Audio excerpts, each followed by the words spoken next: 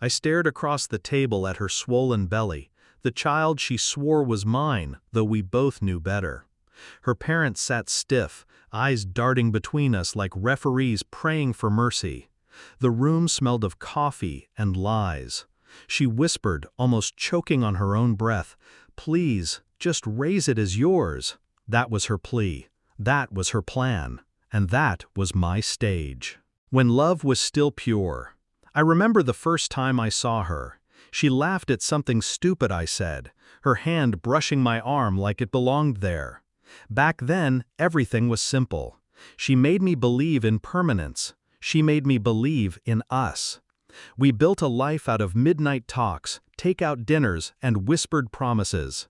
I gave her loyalty, and in return, I thought I had hers. For years, I carried that illusion like armor, until the armor cracked. The rot beneath it. It started with her phone, a different kind of silence, screen turned down, messages replied to in another room. Then came the excuses, late visits to her mother's, long drives without explanation, the distance between us growing, not in miles, but in secrets. I wanted to believe it was stress, family, work, anything but betrayal. But the truth always leaks through the cracks. I found the text one night, her mother telling her she did well at dinner, that he was so much better for her. My wife replied with a heart, and his name. Her mother had set her up, with another man. The knife twisted deeper when I learned she wasn't just seeing him, she was carrying his child. My shift. Most men would rage, shout, break things. I did none of that. I sat in silence. I let the storm settle behind my eyes. Then I started planning.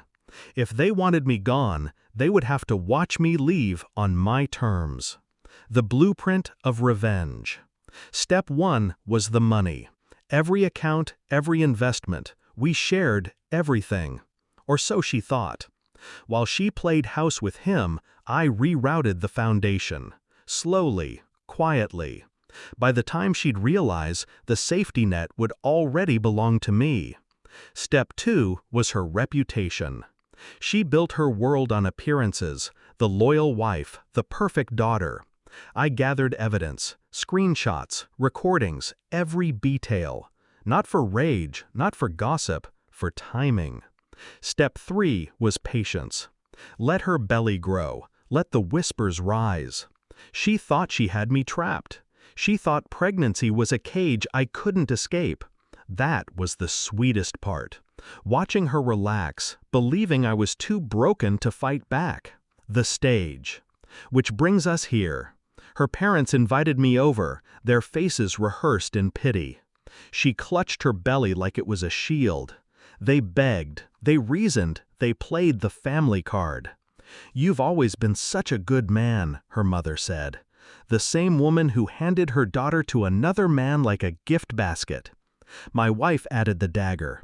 "We can move past this. We can raise it together." I almost laughed. Instead, I leaned back, calm as a judge delivering sentence. The confrontation. "You want me to raise his child?" I asked. My voice didn't rise, it cut. She nodded, tears streaking down. Her father looked away. Her mother's lips tightened. I reached into my jacket and slid a folder onto the table. Documents, bank statements, screenshots, everything. "I've moved the money," I said. "The house, the accounts, everything you thought was ours is mine. And these," I tapped the folder, "are already in the hands of your friends, your family, your work." The truth, packaged neatly. Her eyes widened. Panic. "And as for the baby," I paused, letting silence suffocate them.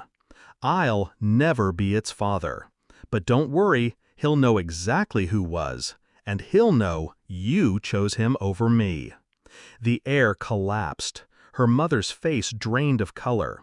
Her father muttered a curse under his breath. My wife reached out, whispering, "Please," but her hand hovered in the air like a ghost. I stood. The final words.